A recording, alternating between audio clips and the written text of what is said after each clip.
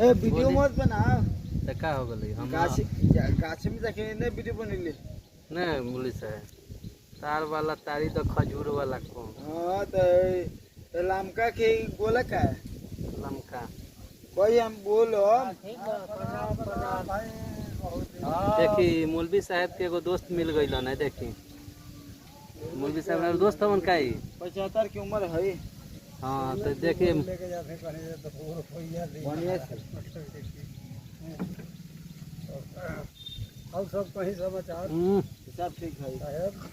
बोले सर हम हो भाई लोग हमने के आज आगर नियसन तारी पिए देखे मौलवी साहब गटागट मरले बारन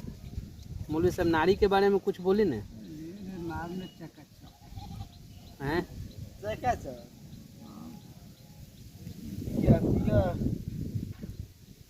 ये बात हम लोग कहब ए हम्म ये देखो बाबू आपन हम के सब डेली आइला